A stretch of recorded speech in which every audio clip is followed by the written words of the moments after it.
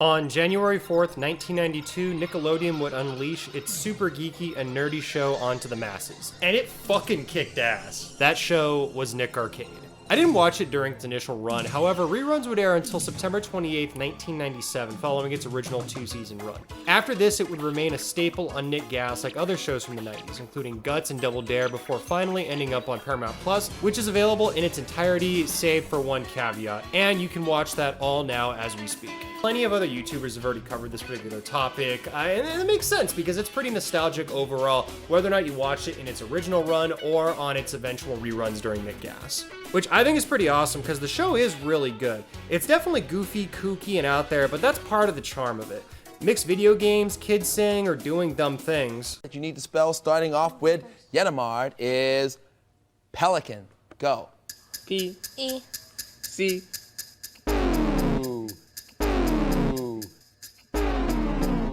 The host Fillmore's intoxicating energy and just an overall vibe of everyone involved having fun. How could you not like this show? Ooh, Luke. I found the force. Okay, And because I wanted to talk about this show, I was kind of posed with an interesting dilemma. Covering semi-popular topics or videos people have made isn't really an issue that I have, so long as I can find my own angle, add to the conversation, or have something to say that's not completely redundant. I really wanted to cover this topic, so I decided to get crazy. And I mean really fucking crazy. I decided I would treat the show as a sort of science experiment and observation. Linked below are my spreadsheets and a more formal write-up I made on the show. In it covers details like specifics on video games chosen, wins, puzzles, pop quiz, win/female loss, win counts, etc, etc, etc. Everything linked below is free to use at your discretion because I'm not going to go over every single statistic in this video, and my write-up itself only covers about 75% of the observable data that can be pulled from my initial observations and spreadsheets. Let's say, for example, you want to know what the count of male versus females of getting the killing blow on a wizard would be. Well, that data is available in the spreadsheets and can be pulled from it.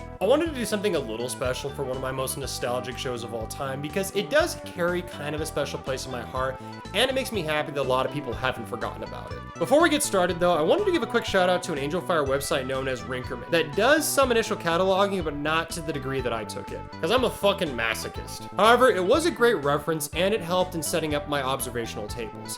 Their site also covers the games not played and ad spots played for each episode, something I don't completely cover in the video or my write-up, at least not to their extent.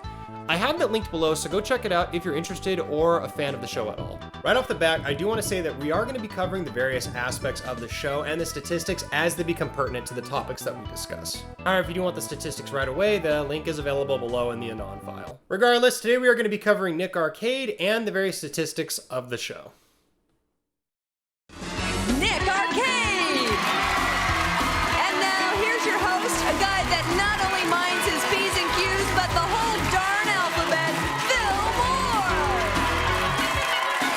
Moore! Before the incarnation of Nick Arcade we know and love today aired, it had 3 pilots, only one of which is available to watch online. I didn't include the pilot in my initial write-up because it is just a pilot after all, and I didn't want to spend too much time talking about the pilot because, honestly, I think it's pretty boring. Now, that isn't to say it's all bad. The bones and structure of the regular show is all here, from the cheesy, self-deprecating joke in the beginning, the best-dressed Tetris player in the free world, Neil Sharman, down to maneuvering Mikey around the board. The opening and mid-games are also earlier versions, which would come back in Season 1 and 2 respectively, albeit both would become buffed-up versions. Hell, even the haunted house level and ghost enemies would still make an appearance in the regular show. However, I'll concede that the design for the second ghost is pretty lame. Mikey even has more frames of animation when he moves from place to place, and in fairness shows a lot more personality as he moves around. I don't know, it may just be me, but I don't know, there's just something off about the game board in the original pilot. It lacks that dynamic, cartoony feel that would be prevalent in the regular show.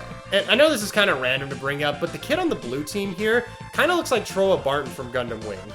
Now I'll destroy everything! The quote-unquote wizard challenge is different too. Instead of 3 level stages with a wizard at the end and 60 seconds to complete it, The winning team must go through 4 stages within 2 minutes and no wizard. And kind of a fun fact that all 4 of these levels would eventually be recycled into the regular show, albeit they had some minor alterations. Overall, it's almost like the original show, but it feels like a weird offshoot of the 80s and Weird Science, which can be fine based on your personal preference, but the biggest problem with the pilot and why it wasn't a success in my opinion, the missing piece was heart. And that heart is the catchy theme and host Phil Moore. First host isn't terrible and probably did the best that he could, but he's just so milquetoast bland. Thanks a lot, Fran. You guys look like you really got your work cut out for you in that haunted house. But don't worry, we're not going to let you go empty-handed, because before his expedition, Mikey consulted a psychic who told him where one of the ghosts were, and we're going to show you that right now. In a show like this, you really need to have someone with some energy and personality.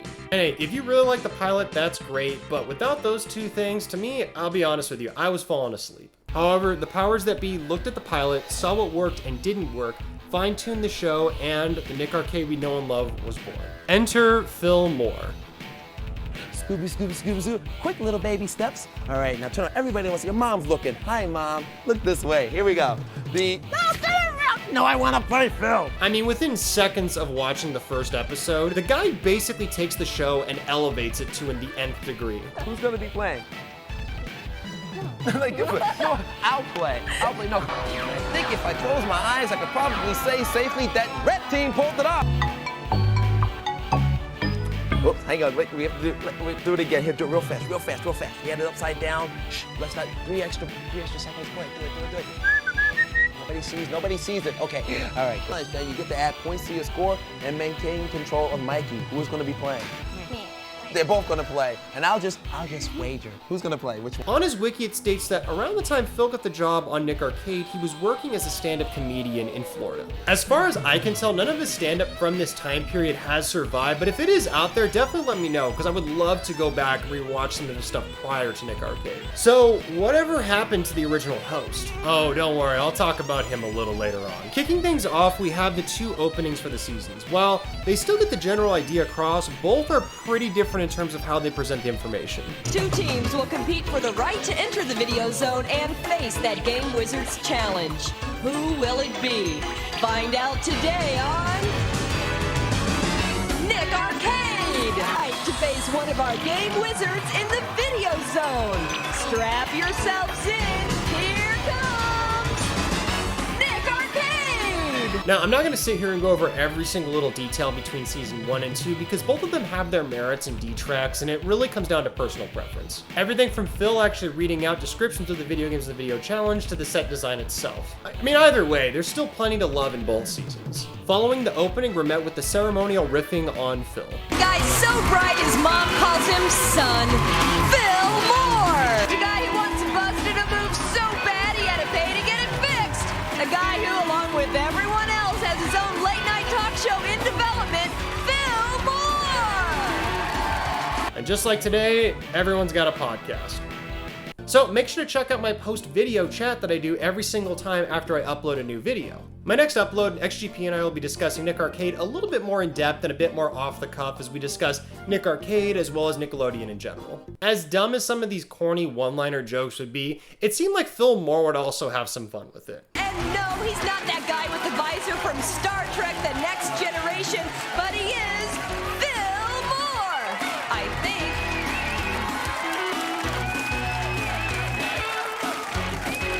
Side note, do you want to see a young Joey Fatone? Yeah, a school and everything. Well, there you go. After Phil's done introducing the contestants, we move on to the first game of the day. With the opening and mid games, they were basically designed to see which team would get control of Mikey at the beginning of each round. They would play a number of different opening games such as Brainstorm, Star Defenders, Battle of the Bands, Laser Surgeon, and Meteoroids for the first season. A few of these would return in season 2, but additional games were added such as Crater Rangers, Post Haste, and Jet Jocks. Now, there's not much that differentiates the opening games from the mid games, save for like 3 separate variables, semi-separate variables. The first one being the obvious one that, depending on which episode you were on, the opening and mid games would change. And second, depending on what game it was, the players would actually earn points at a much faster rate, but again, it would depend on what game was being played. For example, the difference between Brainstorm and Post Haste. Brainstorm and Post Haste still operate intervals of 5, but Brainstorm is a Pong-style game, while Post Haste is a free-running game. Therefore, the opportunity to score higher in post-haste increases dramatically. Even looking at the data here, it's clear as well. Finally, the points a team can earn would increase from 25, the opening game, to 50, mid-game, between the opening and the mid-game, so I'll just be covering the stats as a whole. One final note, I collected all this data and did the research myself. I took care to ensure accuracy as best as possible with the entire thing. That being said, it's entirely possible that I fucked up the data somewhere along the lines, because I am just one person, but at the same time, I think that it's close enough and accurate enough to give you a basic understanding and outlook of the entire show. Right off the bat, with Season 1 between both the male and female Red Team members, they earned a respectable 14 wins for the opening game, with the female Red Team member taking the lead with 9 victories. Funny enough, when I actually started this project, I remembered that the Red Team was like the more dominant one throughout the whole thing, and that's kind of how I went in with my preconceived notions of watching the show.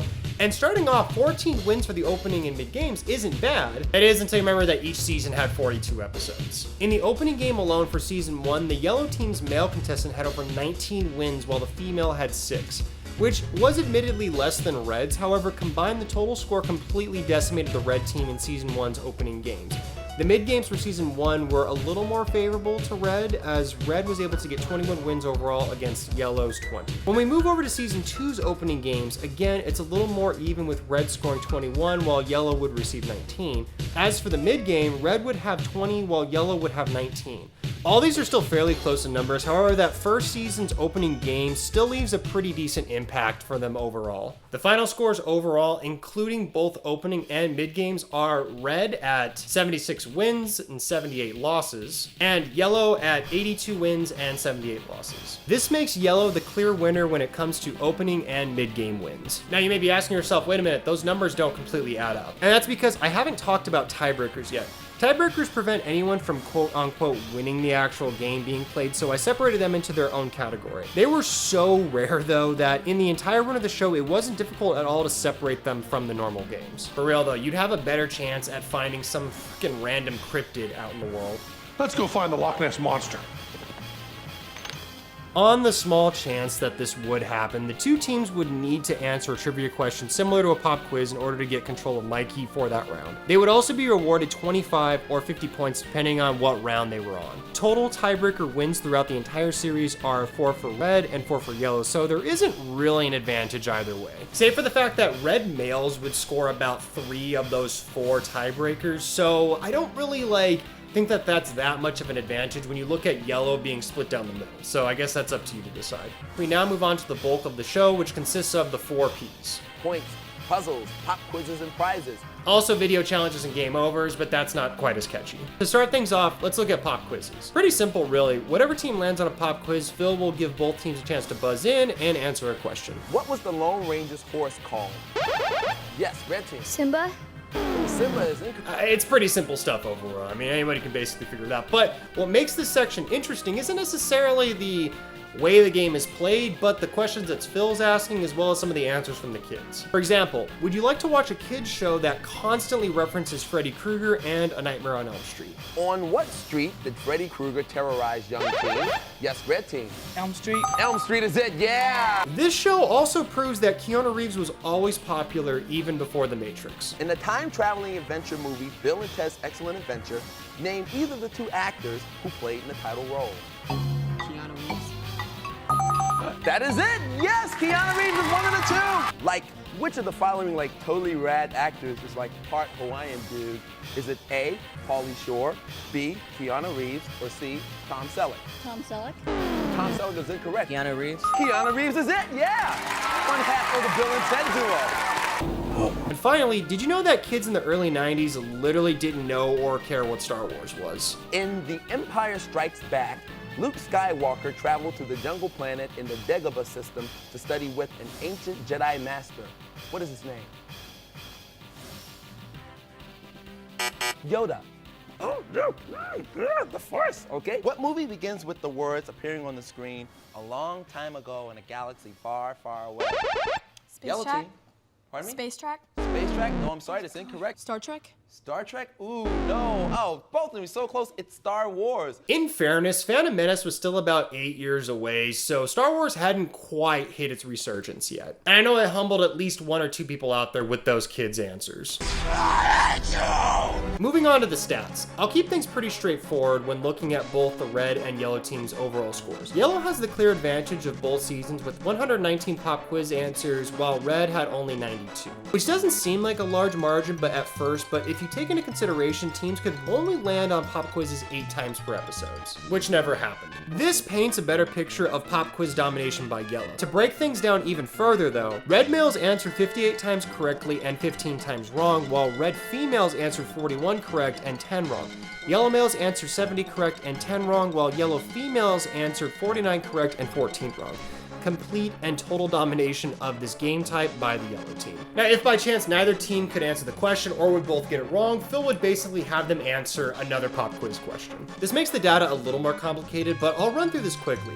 If neither team could answer the question but no wrong answers were given, resulting in a new question, this happened 18 times. If both teams answered incorrectly, this happened 5 times throughout the show. If red team answered wrong but yellow didn't have an answer, this happened 4 times throughout the show. And finally, if yellow team answered wrong but red didn't have an answer, this happened 3 times throughout the show. When Wile E. Coyote shops for gizmos and gadgets to catch the Roadrunner, what mail order company does he use? Red team. TNT? TNT is incorrect. Acme. The Acme. Everything is Acme, this, that, and the other thing. What series of horror movies takes place on what is considered the unluckiest day of the year? Yellow team. April Fools? April Fool. No, it's incorrect. Alright, so let's move on to points and prizes, as those are very straightforward. Starting with points, it's as the name suggests, if a team lands on the square, they receive bonus points for the round. And just like the opening and mid games, for the first round, the points will be worth 25, and the second round, the points will be worth 50. From both seasons, red team managed to land on a bonus point square 41 times, earning them 1,500 points, while the yellow team only landed on the square 33 times, earning them 1,275 extra points. And the grand total for extra points given out being 2,775 points across both teams. Moving on to prizes, again, self-explanatory, land on a prize square, you get a prize. And throughout both seasons, the red team received 48 extra prizes, while yellow received 49 extra prizes. All right, let's shift gears a little bit and talk about the puzzles in the show. There are a total of 11 different puzzles played throughout both seasons. And if you wanted to know what happened to the original host of the pilot, well, he was demoted to Puzzle Guy. For his ninja rap and funky music, was spotted downtown. All right, that is it. And don't worry, I'm not gonna go over every single statistic that was earned in each of these puzzle games. I gotta save time for the video challenge statistics. Relax your body now.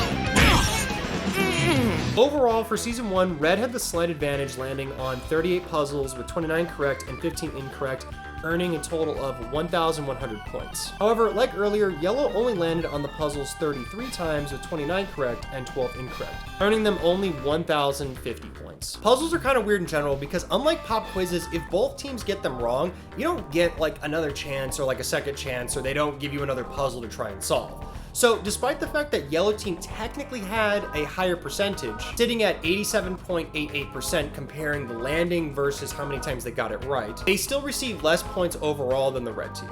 However, a switch must have been flipped in the minds of both teams for season 2 because the landing to win ratio was really close for both teams again.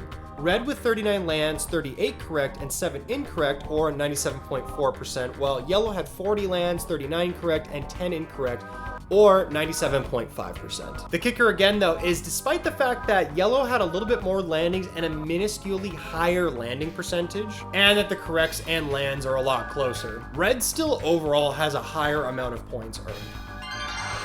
It's dead in camera. It's dead in camera. Okay, see, we took on Nick. Now, the stats are great and all, but Phil definitely tries to add a little bit of extra flair for each of them to make each one of the puzzles stand out. But we're not done with the Freddy Krueger love yet, because he shows up here again and multiple times in the puzzle section throughout the series.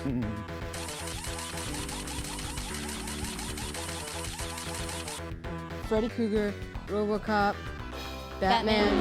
Ooh, that's incorrect. Freddy Krueger? Uh-huh. Alien? Yeah. I know Chucky. There was Chucky. That's first team to buzz in and correctly identify 3 of those 5 movie heroes will get 25 points and control of Mikey.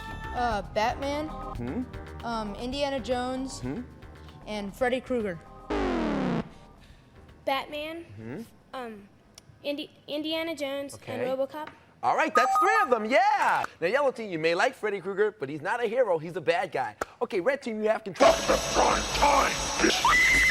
Just a quick note though, that some of the puzzles that were used in Season 2 weren't actually used in Season 1, and those being hidden camera as well as video text. Next, we move on to game overs. Some of these guys are super nostalgic to me and I think are freaking great. And others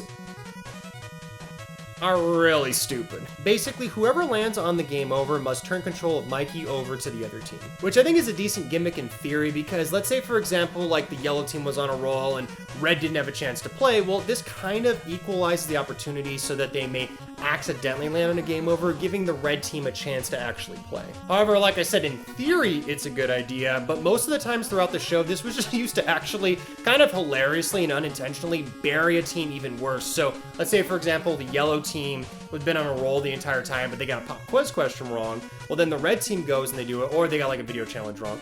And then the red team goes to play. The next move would usually always be a game over. So it would end up just burying them even more, which again is sad, but it's kind of funny. The game overs have stolen the lunch money, impregnated girlfriends, and become someone's new daddy over 127 times throughout the entire series. Except that stupid ghost. I know I keep hating on this ghost, but I mean, come on, just fucking look at it. It's like the saddest, fucking most pathetic looking ghost I've ever seen. And someone got paid to draw that too. That's poor ghost, man. Other than the ghost, the remainder of Mikey's rogues gallery are Silly the Kid, Blackboard the Pirate, Fire-Breathing Dragon, Witch Doctor, Hammerhead, Giant Smooch Aliens, the Genie, and finally the Joker to Mikey's Batman, the Bully. Hold it right there, B-Brain. Boo hiss, boo hiss. And the reason why is simple. This guy popped up so much throughout the series. That means that the actual teams themselves landed on the Bully Square a whopping 33 times, absolutely trumping every other villain. And the guy legitimately lives up to his namesake. Hello? Anybody home? Hey, think with fly. Alright, last but not least, we have the cream of the crop. Probably the reason most of you clicked on this, and probably the most nostalgic thing about the show, is the video challenge. To me, this was the highlight of every single freaking episode because I would often sit there and watch in like amazement at all these different fucking games that I would always see on like the store shelves, but like I just never had the money or the opportunity to play or buy them. And you may be thinking to yourself, there's no way I'm gonna go over every single game they have, right? ActRaiser, times chosen was 7, times won 3, times lost 4, total points earned throughout the wager 40 points, and total points lost 110. And if you haven't played ActRaiser, it's one of my favorite games of all time, so you should fucking go play that right away. And just so everyone's aware, I'm not gonna go through individual stats for the red yellow team. That is in the links and all that stuff that you could check out below. But just so everyone's clarified and understands, when I say points earned and points lost, at the beginning of each video challenge, the teams would have the opportunity to wager how many points that they have currently available.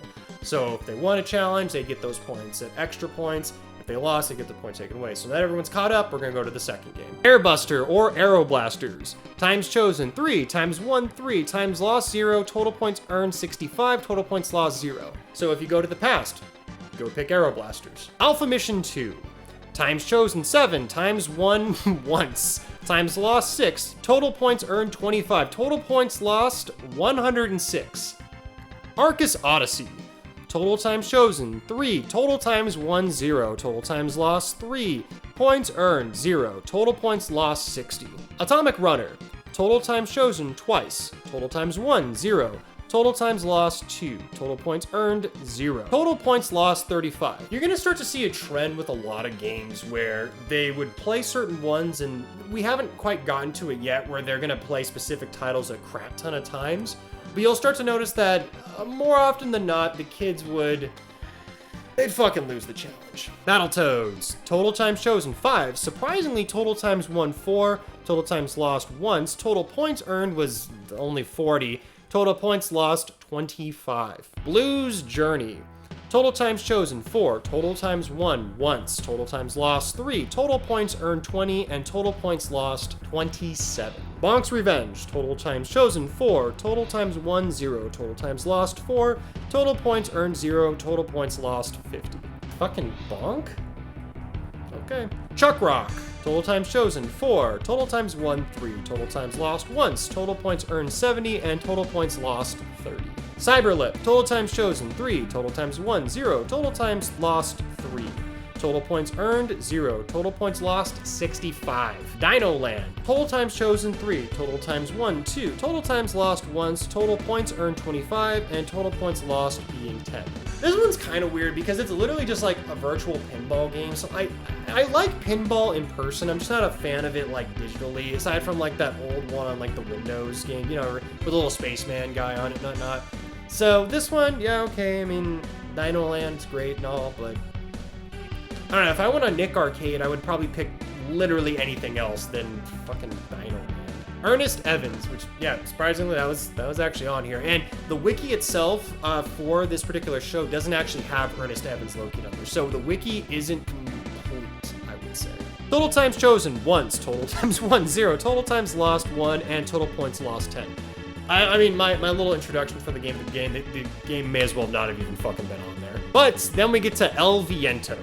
Total times chosen, 0. Total times won, 0. Total times lost, 0. And total points earned, 0. This is the only game throughout the series that never got played once. And it's kind of sad because it's a Wolf Team game, so if you've played like Valis and shit like that, it's pretty cool, but yeah, I guess it just goes to show you the name just wasn't appealing to American audiences. It's just sad that no one played it because it's a pretty dope game. Gaiaris, total times chosen, 2. Total times won, 0. Total times lost, 2. Total points earned, 0. And total points lost, 7. This goes to show you that some of the kids would just they would wager crazy amounts of numbers for games that they legit had no idea how to play. Ghost Pilots, total times chosen, 13. Total times won, 4. Total times lost, 9. Total points earned, 100. Total points lost, 158. I swear to God, when I fucking watched this show, I felt like they picked Ghost Pilots every time. Like, I mean, like, I don't know why and don't get me wrong, the game looks okay. It looks alright for like a shoot 'em up game. I think it was made by SNK. But I just don't see why they kept freaking picking this game. Because oftentimes they'd pick this game first as all the games that were available to them, even over Actories or stuff like that. So, I mean, the name sounds cool, but really? Ghost Pilots is one of the most popular games in the series? Gradius 3. Total times chosen, 0. Total times won, 0. Total times lost, 0. Total points earned, 0. And total points lost, 0. So I was actually wrong. Gradius 3 is another one that didn't get played once. So again, the wiki is also wrong there because the wiki stated that El Viento was the only one that didn't get anything lost. But in fact, Gradius 3 also didn't get played, which is sad because I'm a big fan of the Gradius series. So just goes to show you, again, don't believe everything a wiki says. Take the time and look at it yourself. And I'm a bit hypocritical saying that because sometimes I get fucked by wikis. So it is what it is. Anyway, they should have played fucking Gradius 3. It's awesome. Green Dog. Times chosen, twice. Times won, twice. Points earned, 75. Total times lost, 0. And total points lost, 0. Yeah, fucking Green Dog got picked twice. Gun Knack. Total times chosen, 6. Total times won, 5. Total times lost, once. Total points earned, 80. And total points lost, 10. Hyperzone. Total times chosen, 3. Total times won, once. Total times lost, twice. Total points earned, 35. And total points lost, 40. Joe and Mac. Total times chosen, 5. Total times won, twice. Total times lost, 3 times. Total points earned, 20. And total points lost, 35. Kabuki Quantum Fighter. Total times chosen, 3. Total times won, twice. Total times lost, once. Total points earned, 40. And total points lost, 15. Kickmaster. Total times chosen, twice. Total times won, once. Total times lost, once. Total points earned, 10. Total points lost, 10. King of the Monsters. Total times chosen, 16. Total times won, 8. Total times lost, 8. Total points earned, 200. And total points lost, 110. This was another one that they would pick all the time, and considering the fact that this got chosen so often, it's surprising that the franchise didn't continue on, especially, well, okay, there was the PS2 game for King of the Monsters, but it wasn't as good as the original King of the Monsters. Last Resort. Total times chosen, 5. Total times won, twice. Total times lost, 3 times. Total points earned, 70. Legend of the Mystical Ninja. Now this one breaks my heart a little bit. Total times chosen, 3 times. Total times won, once. Total times lost, 2. Total points earned, 15. Total points lost was 95. Like ActRaiser, I think that this game should have been picked way more often. People should have won it way more, because all they had to do was collect money from the first screen of the fucking game. And it just breaks my heart a little bit, because I love Goemon and the Legend of the Mystical Ninja series. So I guess in the next life, I'll play it more or something. Magician Lord. Total times chosen, 6. Total times won once. Total times lost, 5. Total points earned, 15. Total points lost, 80. Marvel Land, total times chosen, 5. Total times won twice. Total times lost, 3. Total points earned, 45. And total points lost, 50. Monster in My Pocket, total times chosen, 7. Total times won, 5. Total times lost, twice.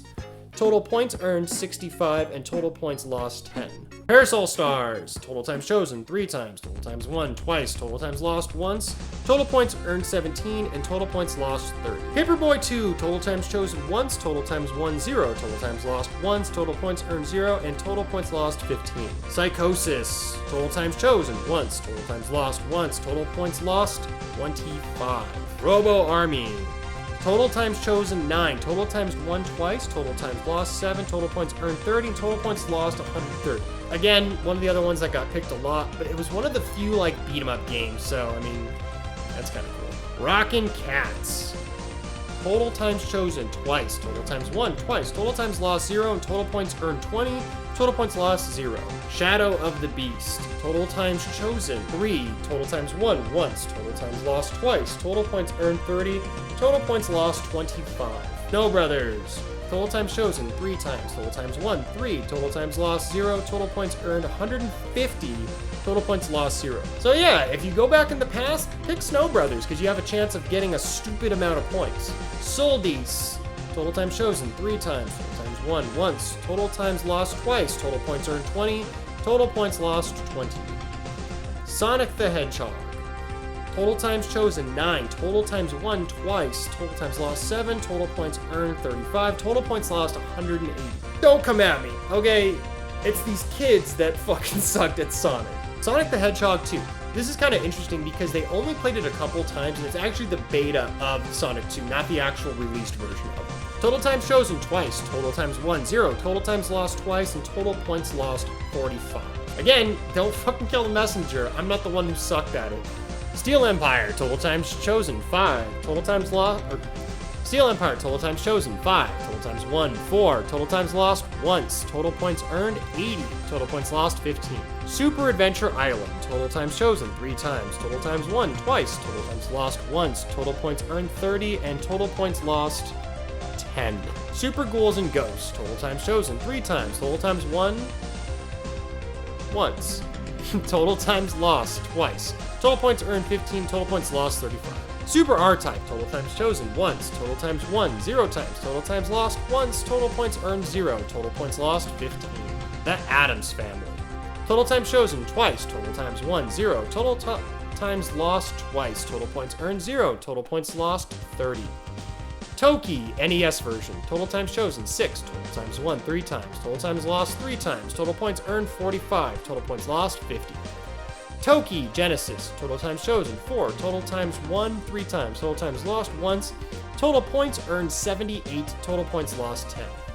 Now, this is one of those times where the number came up uneven or like intervals of 5, because sometimes the kids would fucking wager like 7 points or 8 points, and every time I would just roll my eyes because it would be so much more difficult to write that down and add the numbers up. Thunder Force 3, total times chosen, 1. Total times won, 0. Total times lost, once. Total points earned, 0. Total points lost, 30.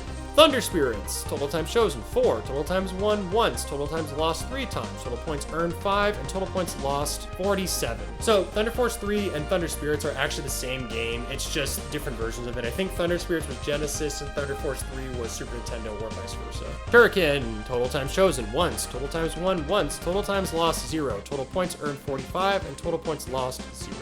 And finally, Vapor Trail, total times chosen, 3 times. Total times won, twice. Total times lost, 2 times. Total points earned, 50. And total points lost, 40.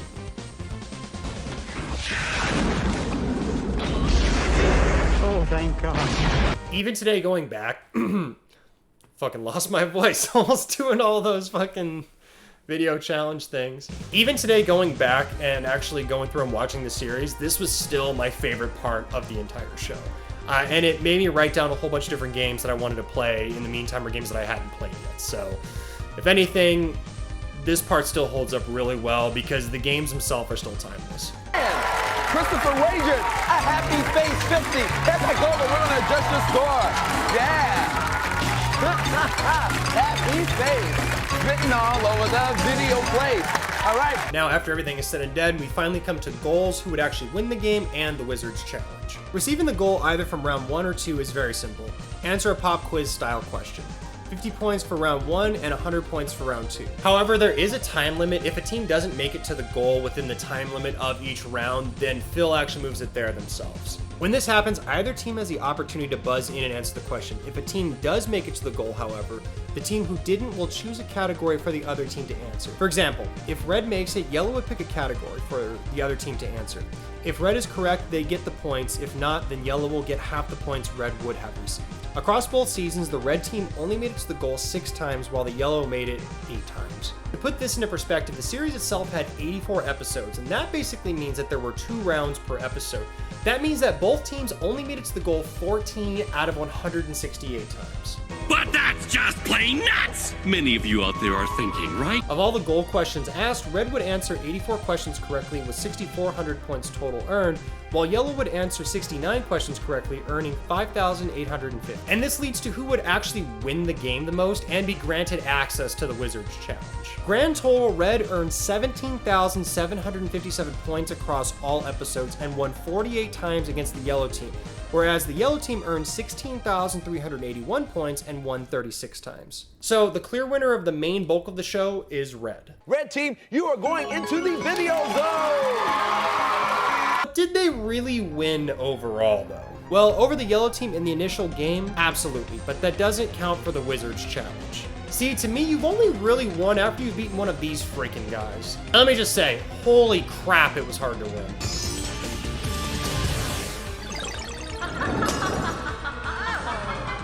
Ooh, they have 2. Oh, out of time. Oh my goodness. Oh, it was so close. They were so incredibly close, but they got... Oh, I can't even remember a team battling harder to get... The team who won the main bulk of the game show would then be given 1 minute to complete the Wizards Challenge, which consisted of 2 stages where each teammate must individually collect 3 items before both of them have to go together to face the wizard by collecting 3 more items. Which seems simple enough, and despite the fact that the hit detection was a little off in some of the earlier levels, at least the first 2 stages, overall, they were still doable. That is, until you get to the actual wizard. What makes these tough bastards hard is the fact that 2 teammates are on the screen at once, each sharing the same life bar. And if you can see the amount of stuff being flung around at any second, it's easy to tell why you would have trouble winning.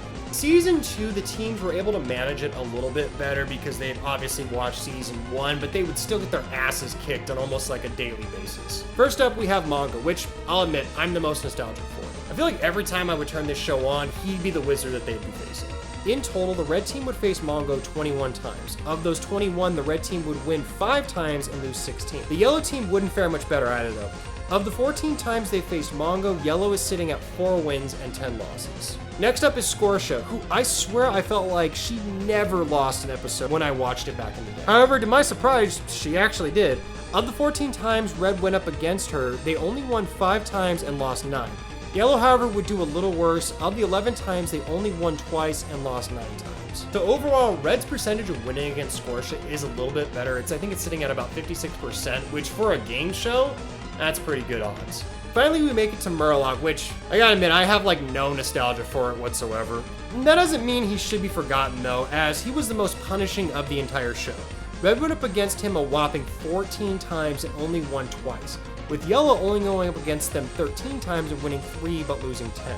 In total, combining all 3 wizards, we are looking at 21 wins and 66 losses, which rounded up equals only a 32% chance of victory if you even made it to the Wizards Challenge. As you can probably tell, the numbers are a little off because throughout the series there were 3 guest episodes. This includes the cast of Salute Your Shorts, Welcome Freshmen, and Clarissa Explains It All, which was the very last episode of the series. Of those 3 times, twice they had both the red and yellow team run the Wizards Challenge, so you kind of have to adjust the scores accordingly. Overall, though, if you found yourself back in the early 90s on a Nickelodeon game show, your best bet of winning would be joining the red team if you had the chance to. Which, I gotta admit, overall is pretty interesting because yellow team throughout the entire series, during the bulk of the game, would be completely dominant throughout most of the episode, but It just goes to show you, don't work harder, work smarter. Like I said earlier, following the show's cancellation, Nick Arcade would air on Nick Gas well into the late 2000s, before finally moving to Paramount Plus after the streaming service's launch, which I got a slight bone to pick with them. Season 2, episode 40 was accidentally uploaded twice on Paramount Plus and appears as season 2, episode 37 as well. So I had to go onto Amazon to purchase an actual copy of season 2, episode 37. However, Amazon has like 50 different listings for the damn show, with some linked to Paramount Plus and others to buy straight away, oftentimes not even having the episode's number.